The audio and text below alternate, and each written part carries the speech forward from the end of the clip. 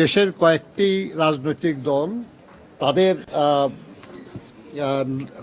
নাম এবং প্রতীকটা প্রথম লাইনে দেওয়া হয়েছে,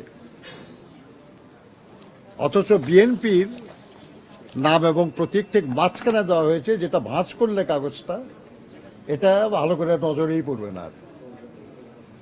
আমরা এই নিয়ে কথা বলেছি তাদের সঙ্গে, তাদের কথায় মনে হয়েছে যে তারা বিষয়টি ঠিক ওইভাবে খেয়াল করেন নাই এবং অ্যালফাবেটিক্যালি ঠিক আছে কিনা এটাই তাদের কাছে বিবেচনার বিষয় ছিল।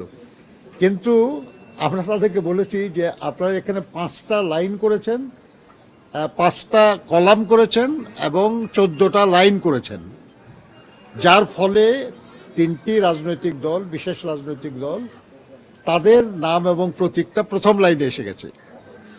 এটা যদি 5টা না হয়ে 6টা কলাম হতো বা 4টা কলাম হতো, 14টার জায়গায় যদি 12টা বা 16টা লাইন হতো, তাহলে কিন্তু এই ব্যাপারটা এইভাবে সাজানো সুযোগ ছিল না। কাজেই ব্যাপারটা ইচ্ছাকৃতভাবেই করা হয়েছে এবং আপনারা হয়তো নজরে পড়ে নাই, কিন্তু যারা আসলে ভেতরে কাজটা করেছে সম্ভবত তারা এটা কোনো উদ্দেশ্য নিয়েই করেছে।